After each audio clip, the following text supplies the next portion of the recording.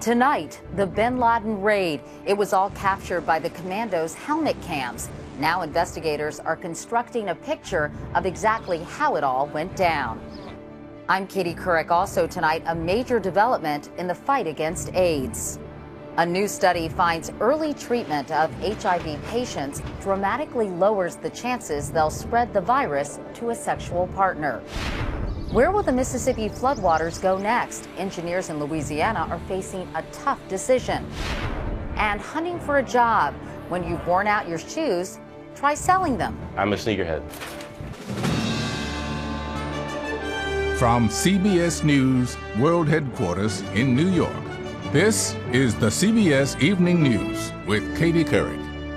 Good evening, everyone. The killing of Osama bin Laden was a major victory for the U.S. in the war on terror, and it could lead to still more victories because among the evidence recovered from bin Laden's hideaway in Pakistan is information about other terrorists. It was all gathered by the U.S. commandos who invaded the compound. They also brought back pictures that are helping investigators clear up the confusion over exactly how the raid unfolded. Here's national security correspondent David Martin. The 40 minutes it took to kill bin Laden and scoop his archives into garbage bags were all recorded by tiny helmet cameras worn by each of the 25 Navy SEALs. Officials reviewing those videos are reconstructing a more accurate version of what happened. The only firefight took place in the guest house, where one of bin Laden's couriers opened fire and was quickly gunned down. No one in the main building got off a shot or was even armed, although there were weapons nearby. The SEALs first saw bin Laden when he came out on the third-floor landing. They fired but missed. He retreated to his bedroom. The first SEAL through the door grabbed bin Laden's daughters and pulled them aside. When the second SEAL entered, bin Laden's wife rushed at him, or perhaps was pushed forward by bin Laden. The SEAL shoved her aside and shot bin Laden in the chest. A third SEAL shot him in the head. The top Democrat on the House Intelligence Committee went to CIA headquarters today to view photos the SEALs took of bin Laden's body. There are probably about maybe 4, 5, or 6 photos. There were just a couple body shots. He was in a white undershirt and a tan robe. The electronic files the SEALs carted away from bin Laden's compound contained, among many things, the names of terrorist operatives which until now were unknown to U.S. intelligence. The files also contain a small 12-page journal of bin Laden's handwritten notes about launching a major attack against the U.S. Don't use Arabs because they arouse too much suspicion. Go after trains. Time it to coincide with the 10th anniversary of 9/11. There are also messages to his senior lieutenants and to al-Qaeda affiliates, urging them not to waste time on small local operations and focus their efforts on the U.S. He kept all of that information and he kept all of the data, computers, hard drives, and this is what we're analyzing. And it shows that his focus was clearly the United States. U.S. officials cannot understand why bin Laden apparently left what amounts to the keys to his terrorist kingdom just lying around his compound in plain sight, none of it rigged for self-destruction. If he had just hidden his files, the SEALs would not have had enough time on the ground to find them. Katie? And David, are you surprised that so much detail about such a secret mission has gotten out? Well, I'm not, but Defense Secretary Gates is. He said today that on the day of the mission, the president and his top advisors all agreed not to release any details. That lasted less than 24 hours. All right, David Martin. David, thank you. One thing Gates is talking about is the tension inside the White House Situation Room. In a 60 Minutes interview, his first since the raid, he told me his heart was in his mouth that night. I've worked for a lot of these guys, and this is one of the most courageous calls, decisions that I think I've ever seen a president make. For all of the concerns that I've just been talking about, the uncertainty of the intelligence, the consequences of it going bad, the risk to the lives of the Americans involved. It was a very gutsy call. You could see it in his face in that photograph. What was it like being near him in that room? Let's just say there wasn't a lot of conversation by anybody in the room. And you can see more of that interview with Secretary Gates, one of his last before he retires this Sunday on 60 Minutes. Turning to health news now, what could be a big advance in stopping the spread of HIV, the virus that causes AIDS. More than 1 million Americans are living with HIV, with about 150 new cases diagnosed every day. But a study out today says treating patients early on can dramatically lower the chances they'll transmit the virus to their sexual partners. Here's Dr. John LaPook. This landmark study, conducted in 9 countries, could change the way HIV patients are treated around the world. Giving drugs to patients early lowered the spread of infection by more than 95%. Treating individuals who are HIV infected sooner rather than later has a major impact on not having those individuals infect their uninfected sexual partners. Over 1,700 mostly heterosexual couples with one HIV-infected partner were divided into 2 groups. In one, treatment was delayed until there was evidence of a weakened immune system. 27 partners became infected. In the other, treatment was immediate, and only 1 partner got HIV. Patients receiving a drug cocktail right away were 96% less likely to infect their partners. The trial was cut short because the data are so overwhelmingly positive. Like all HIV-positive patients, everyone in the study was told to practice safe sex. Even so, patients still infected their partners if they did not receive the drug cocktail. My prediction will be that now that we know that treatment will also be effective in prevention, what we're going to see is that much of the world will seek to start people earlier. An important note, once the study was stopped, all HIV-infected people were offered immediate treatment with the drug cocktail. Katie? And so did these drugs benefit the patients themselves, John, in addition to stopping the spread? They did. And Katie, when you think about how far we've come in the last 30 years, I was an intern in 1981 when the AIDS epidemic hit New York City. Every one of my patients who had HIV/AIDS died. Every single one of them. We didn't know what caused it. We didn't know how to treat it. And of course, my patients were saying, how can I help prevent infection in my loved ones? And I would say, well, safe sex makes sense, but I really don't know. Now we have this dramatically effective treatment. It's really a big deal. And are there enough of these drugs or this medication to treat patients all around the world? Because there's so many. Right. Not really. I spoke to the lead author, and he said that's going to be a big problem, trying to get the resources. And then there's another problem. There are 1 million people who have HIV in the United States. 21% of them have no idea that they're HIV positive. So we have to figure out how to get them diagnosed earlier so we can treat them, which is going to be good for them, and also treat them, which is going to be good for their loved ones. All right. Not to mention all the impoverished people who are suffering from this. John LaPook, John, thanks so much. Now turning to the disaster along the Mississippi, the river crested in Helena, Arkansas today at 12 feet above flood stage. And in the days to come, the rain-swollen waters are expected to reach record heights all the way down to the Gulf of Mexico. Mark Strassman is in Vicksburg, Mississippi tonight. Mark, I understand some communities are losing what little they have. And Katie, these are folks by and large who have no place to go but a shelter. That is the now massive Mississippi behind me, up another foot here in just the last 24 hours. Flooding has now reached the Mississippi Delta and people who can least afford it. It's a struggle. It's a struggle. Gloria King stunned, her home disappearing in rising water. Who would think the water would get this far up? This Vicksburg neighborhood is called King's Community. Low-lying, low income, and sinking from sight. One of its streets yesterday, that same street today. I hate to even look at it. William Jefferson paddled us to this house, his home since 1968. Well, when that's all you had, you know, it hurts. Just in Mississippi, $275 million is a conservative estimate of total damages. $150 million to farms, $50 million businesses, $75 million homes and property. But uninsured losses will send those damage estimates much higher.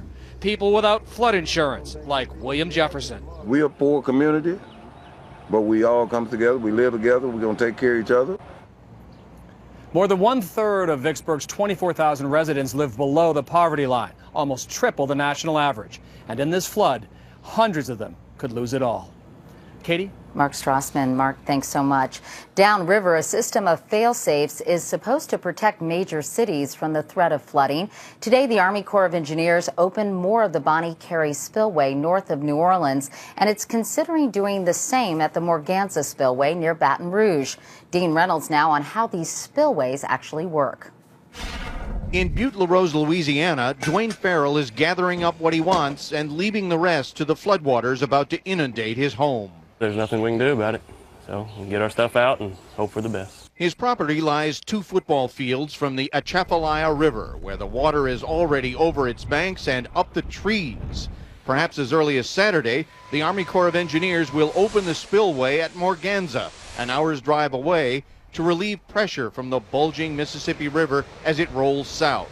We're doing everything that we can to take that excess water off of the river and take the stress off of the levee systems. By opening the floodgates, some of the Mississippi River water will temporarily be allowed to merge with the Atchafalaya and pour a torrent of water over the low-lying farms, homes, and businesses for 100 miles south to the Gulf of Mexico, but bypassing big cities.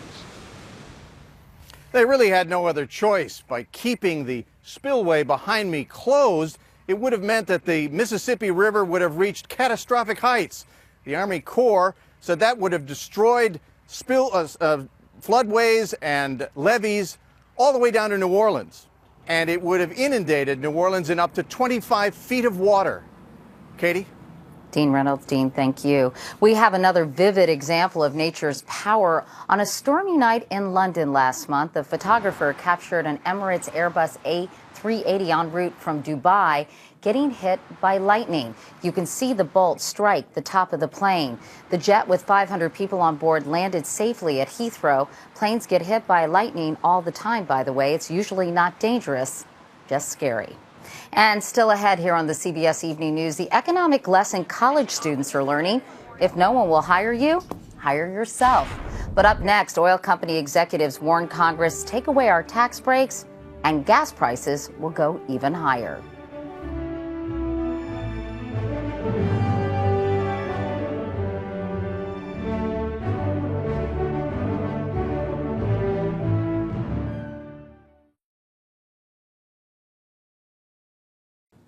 They're the biggest oil companies in the world, and they're making profits to match. ExxonMobil, Chevron, BP, Royal Dutch Shell, and ConocoPhillips earned a total of $35 billion in the first quarter of this year at a time when gas prices were heading ever closer to $4 a gallon. At a CBS News town meeting at the museum in Washington, President Obama was asked about what can be done about high gas prices. By making our energy usage more fuel efficient, particularly in the transportation sector, that will bring demand down and that will bring prices down. But there's no single silver bullet. We're going to have to do efficiency. We're going to have to do alternative energy. We've got to develop electric cars that can be cheaper. And those are all things that we've been investing in over the last 2 years, which is why it's going to be important for us to continue making those investments in the years to come. Meanwhile, the CEOs of those 5 oil companies we mentioned appeared before the Senate Finance Committee today. Democrats on the panel want to know why the companies should continue to get tax breaks when they're making such big profits. Nancy Cordes is our congressional correspondent. And Nancy, I know the CEOs have been down this road before. Right, Katie, it's practically a rite of passage here on Capitol Hill. When gas prices soar, they haul in the oil executives for a public flogging. The leaders of the 5 largest private oil companies did not give an inch, as Senate Democrats argued they should give up their tax credits. I don't think the American people want shared sacrifice. I think they want shared prosperity. And what we have to offer, lovely statement, but do you understand how out of touch that is? Those 5 companies are on track to make a combined $140 billion in profit this year. So Democrats want to eliminate $2.1 billion worth of tax deductions for domestic production and other write-offs. Do you think that your subsidy is more important than the financial aid we give to students to go to college? Could you answer that, yes or no? Well, that's a very difficult question for me. 2 totally different questions. But we have to weigh those 2 things, Mr. Mulva. But the executives argued that raising their taxes would push gas prices even higher and drive down domestic production. I'm going to take my capital then, since the U.S. is not attractive, I got to go somewhere else. Even in the context of record profits. We make about 6 cents on sales.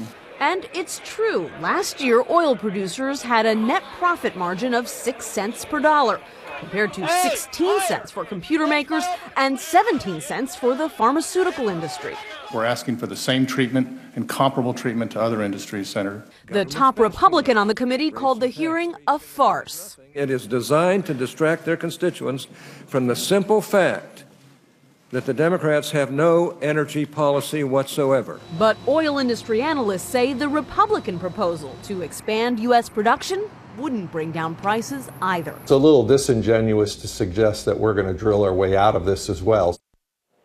In fact, if anything, what this hearing highlighted is just how little Congress can really do to bring down gas prices. Katie? Nancy Cordes reporting from Capitol Hill tonight, and we'll be right back.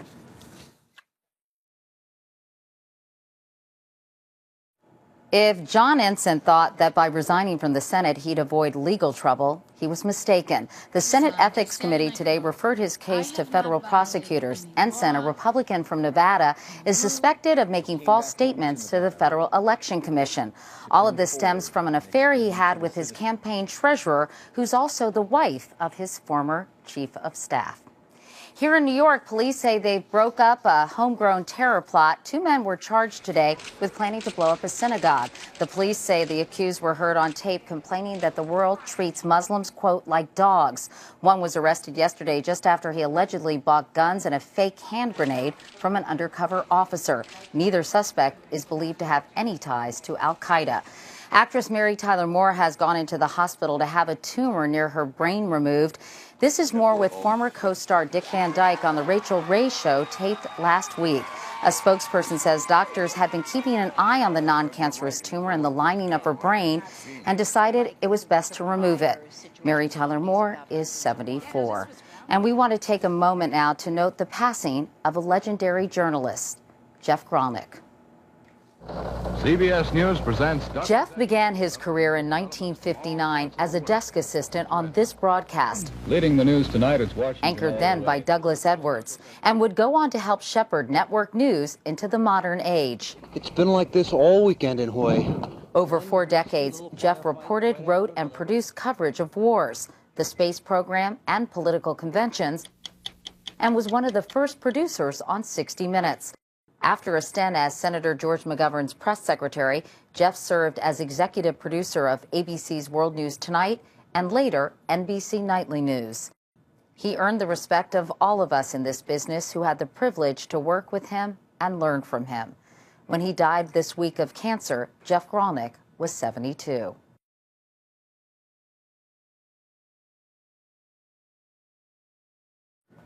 A lot of Americans who graduated from college in 2009 and 2010 still haven't found jobs. And here comes the class of 2011. With the odds against them, some young people are taking matters into their own hands. They're not waiting for a job, they're creating one. Anthony Mason continues our series, Help Wanted, Getting America Back to Work. When the Big East colleges held a job fair recently, Jason Zima was at the front of the line. I was up at 5 o'clock this morning. Are you waiting in line for this table? Or a business major, Zima graduated from the University of Connecticut last summer. Quite a big turnout, and you only got about 30 seconds where you can talk to an employer. Employers do plan to hire more new graduates this year, surveys say. Still, only 1 in 4 seniors will graduate with a job. You've been looking for work for over a year? Oh yeah, internships, full-time positions, anything. Are you getting discouraged? Yeah. The job market may be improving slightly, but with the sea of competition still so deep, some students have decided they're not going to wait online at job fairs anymore. Those job fairs, 400 people competing for 10 jobs. John Campbell is a senior at Babson College outside Boston. It's all about creating your own destiny.